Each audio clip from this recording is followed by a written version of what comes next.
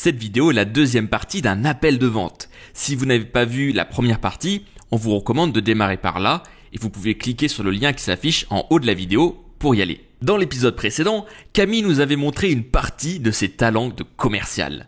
Aujourd'hui, on va voir la partie fatidique. Il faut faire avancer le prospect jusqu'à la prochaine étape. Vous allez voir comment emmener son client dans un entonnoir de vente et surtout, vous allez découvrir une technique redoutablement efficace pour y parvenir.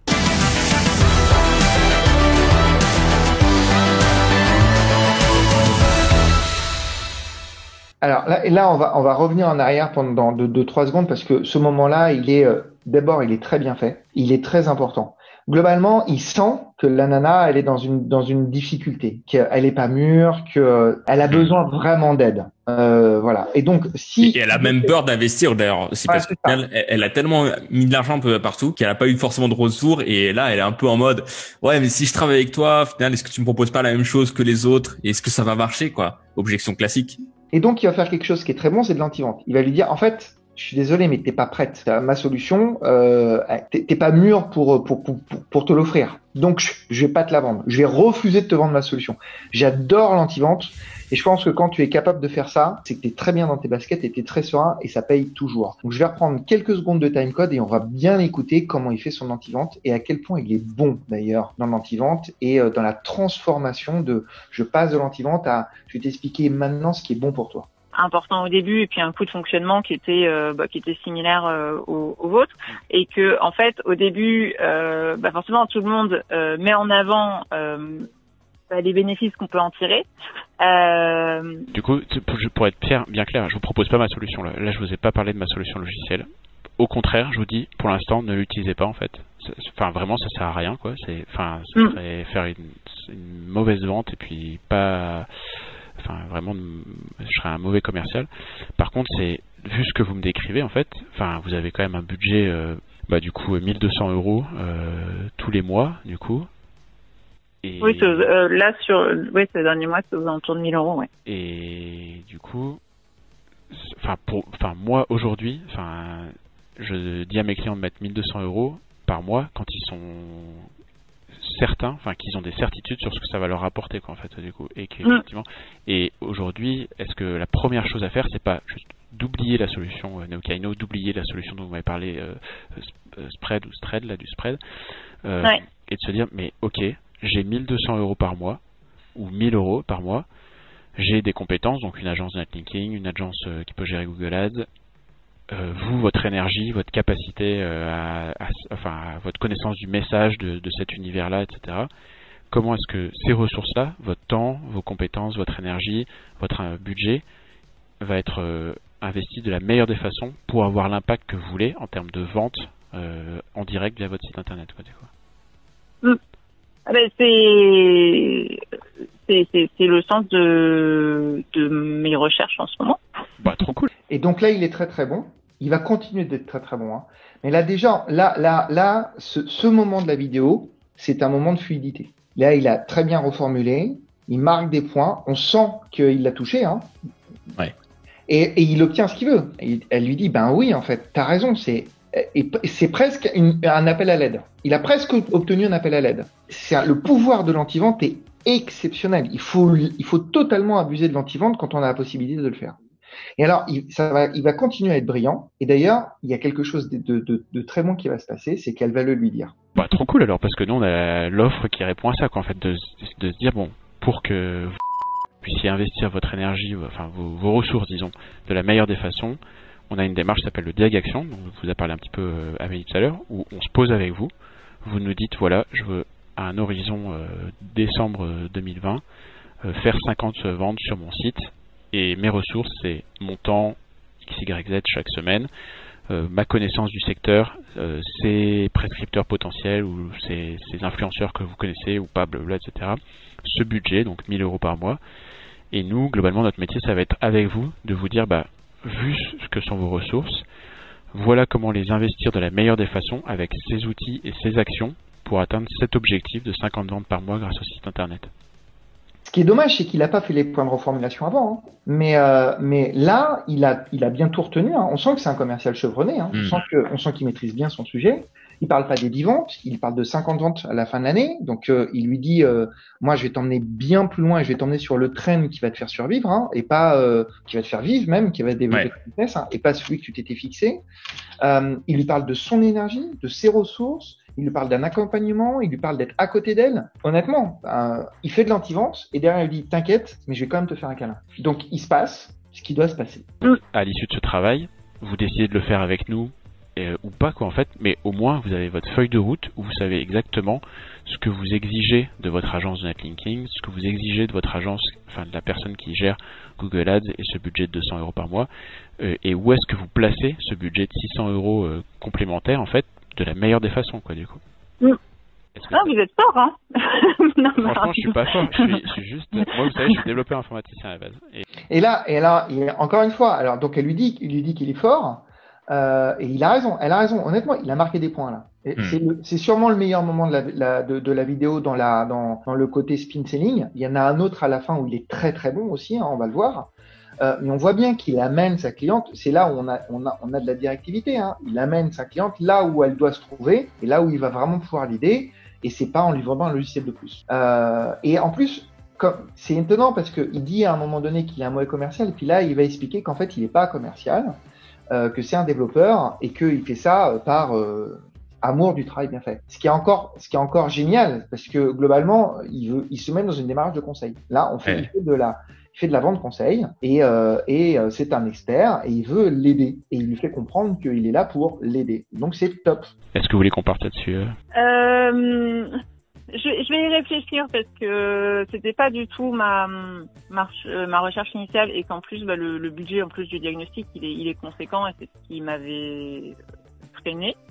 Alors donc ça marche pas. En fait tout est bien fait et pourtant ça marche pas. Il lui pose bien la question. Tu vois, il laisse pas le truc en plat. Il dit, écoute, je t'ai amené là. Maintenant, il faut que tu me dises oui, en fait. Elle lui dit non. Elle lui dit c'est trop cher, en gros. Elle lui dit c'est trop cher parce que quand quelqu'un dit c'est trop cher, c'est parce qu'il n'en a pas perçu de bénéfice. Et en fait, ça fait écho aux 3 points qu'on a vus ensemble avant, qui sont qu'il n'y a pas eu cette reformulation de vrai pain. Il lui a pas dit qu'elle était en train de crever et qu'il fallait absolument qu'elle change les choses maintenant. Il lui a fait sous-entendre sans jamais qu'elle reformule. Parce que quand on dit c'est trop cher, c'est qu'on n'a pas compris. Mais elle a pas complètement synchronisé avec elle. Elle est pas venue pour ça, elle l'a pas entendu, et résultat, elle a un peu l'impression de se faire piéger par cette proposition. Ouais. Alors, elle est très très belle, donc elle va y aller à un moment donné, c'est sûr. Mais là, la négo, elle se passe pas comme elle devrait se passer. Vous voyez, si on l'avait fait il y a 5 mois, les 2400 € que vous avez investis, ils auraient produit des résultats probablement en fait. Peut-être. Peut-être. Plutôt que de reformuler la proposition de valeur dans une négo, c'est trop cher. Bah oui, mais en fait, c'est pas trop cher parce que voilà tous les bénéfices que tu vas avoir. Il la reformule en lui disant, t'es un peu bête, hein. Parce que si tu avais investi ces sous de manière différente, aujourd'hui, on serait pas en train de parler, on serait en train de compter les billets. Sauf qu'en faisant ça, c'est exactement ce qu'on cite tout à l'heure, hein. Il l'a fait culpabiliser, et là, il l'a fait pour de vrai, et elle est pas bien. Et donc, il repère la synchro. Il a été ultra brillant juste avant, et là, il repère la synchro, et là, elle a à nouveau ce rire gêné, et là, elle va à nouveau essayer de fuir. Et comment tu l'as ramené, toi? Moi, j'aurais pas fait culpabiliser, hein. J'aurais juste, si j'avais pas réussi à faire les reformulations avant, si elle me dit c'est trop cher, je vais me demander pourquoi. Qu'est-ce qui fait qu'aujourd'hui c'est trop cher?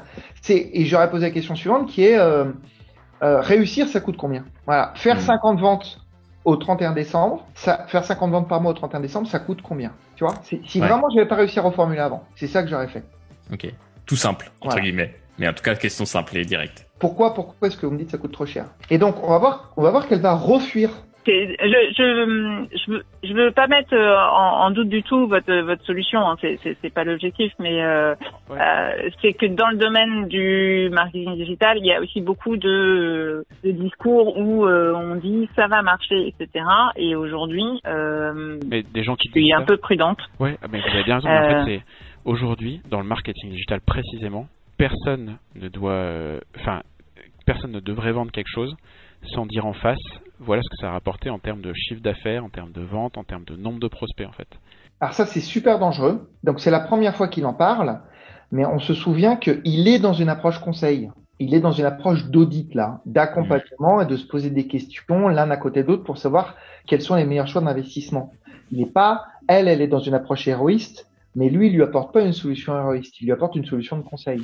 Et donc, s'il dit ça, il peut se mettre en danger. Alors, elle va pas le faire, mais elle aurait très bien pu lui dire, OK, je te prends au mot, pas de souci, moi je suis prêt à travailler avec toi, mais tu t'engages sur combien? Et là, c'est tout de suite très compliqué de s'en sortir. Quand tu as pas préparé ça, c'est très compliqué parce que tu vas être obligé de dire, ah ben non, mais je peux pas m'engager sur combien?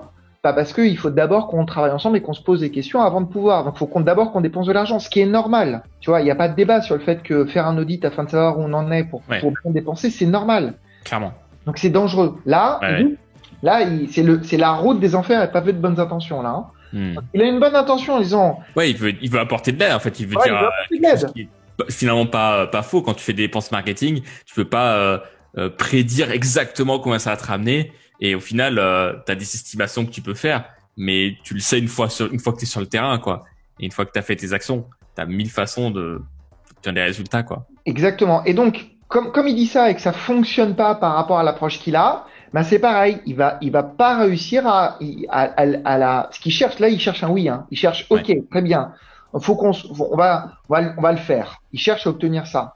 Mais chaque argument qu'il met, ben ça fonctionne pas. Et celui-là va pas fonctionner non plus. Je suis un des 3 associés et ma formation est plutôt scientifique. C'est une discipline qui est mathématique en fait. C'est aujourd'hui, on sait combien de personnes recherchent telle ou telle expression clé. On sait combien de personnes peuvent être ciblées par de la publicité et ces personnes, enfin combien de personnes de telle typologie peuvent être ciblées par une publicité. Et derrière, on se dit et je vais réussir à en attirer X%, il y en a X% qui vont laisser un contact et X% qui vont devenir clients. Donc on fait des hypothèses au départ. Mais derrière, on les valide en fait. Et c'est une démarche qui doit être scientifique. En fait, votre décision, elle doit être... Et donc là, en fait, comme il sent que ça accroche pas et qu'il a pas les reformulations, il a pas la matière parce il a pas réussi à répondre à l'objection, c'est trop cher. Eh ben, il est obligé de construire et de reconstruire sa proposition pour montrer qu'en fait, elle vaut le prix, tu vois. En fait, c'est pas trop cher parce que ce que je fais, c'est une démarche scientifique, ça permet d'obtenir des résultats, il y a du travail derrière, il y a du conseil, etc., etc. Donc, tu vois, il dit, en fait, non, c'est le juste prix. Mais au lieu de négocier c'est le juste prix parce que ça t'apporte un bénéfice, il fait c'est le juste prix parce que c'est une vraie solution. Donc c'est pas mauvais, entendons-nous bien, hein, il n'y a pas de débat là-dessus, mais c'est moins puissant.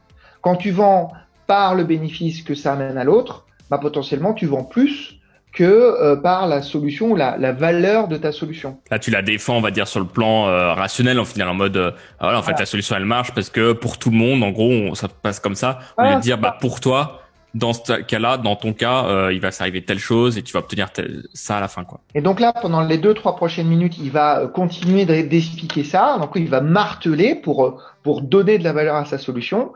De toute façon, il n'a pas le choix, hein.